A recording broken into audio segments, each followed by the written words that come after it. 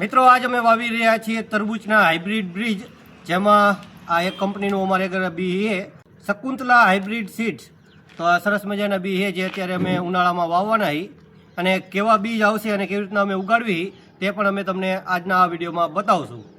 નમસ્કાર મિત્રો, હું છું BM રજાસરા અને ફરી એકવાર સ્વાગત છે તમારું આપણા એક નવા વિડીયોમાં। અને વિડીયોની શરૂઆત કરવી તે પહેલાં તમને બધાને મારા જય શ્રી કૃષ્ણ। મિત્રો, અમે તરબૂચ ઉગાડવાના છીએ આ ટ્રેમાં, અને ટ્રેમાં અમે નાખીશું કોકોપીટ અને છાણિયું ખાતર। મિત્રો, આ છે કોકોપીટ જે અત્યારે અમે ધોઈ અને કમ્પ્લીટ કરી નાખ્યું છે, અને આ છે છાણિયું ખાતર।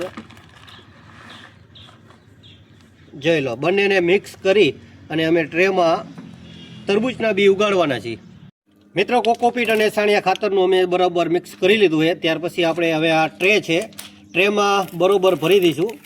મિત્રો, આપણે ટ્રેમાં બરોબર માટી નાખી દીધી છે, જેમાં કોકોપીટ અને છાણિયું ખાતર છે, અને આ છે હાઇબ્રિડ તરબૂચના બીજ જે આપણે આમાં બરોબર વાવીશું આવી રીતના।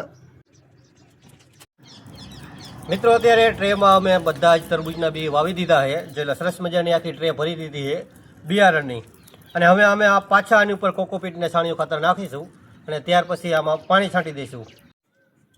મિત્રો, અત્યારે આપણે બી સરસ મજાના આમાં ઉગાડી દીધા છે ટ્રેમાં, અને હવે આપણે આ જોઈ લો સરસ મજાના કેળનો સાયો છે તેની નીચે રાખી દઈશું, જ્યાં સુધી નહીં ઉગે ત્યાં સુધી। તો ઝડપથી ઉગશે એ પણ અમે તમને બતાવશું। જોઈ લો, અહીંયા કણે સરસ મજાનો આખો દિવસ આ કેળનો સાયો આવશે, એટલા માટે લગભગ તો ઉગી જ જવા જોઈએ। બાકી અમે આમાં અહીંયા કણે ટમેટી અને મરચીનો પણ બી ઉગાડેલા છે, લગભગ 10 દિવસ જેટલો ટાઈમ થઈ ગયો છે, હજી ઉગ્યા નથી। જોઈ લો, આ રીતના થોડું થોડું પાણી પી દેવી આપણે આમાં ટ્રેમાં, જેથી કરીને ભેજ આમાં જળવાઈ રહે અને બીજને ઉગવામાં અનુકૂળતા રહે। મિત્રો, અત્યારે અમે હાઇબ્રિડ તરબૂચના બી ઉગાડ્યા છે। ઉનાળો છે અત્યારે, લગભગ આજે તારીખ થઈ છે 28 તારીખ, 28 એપ્રિલ।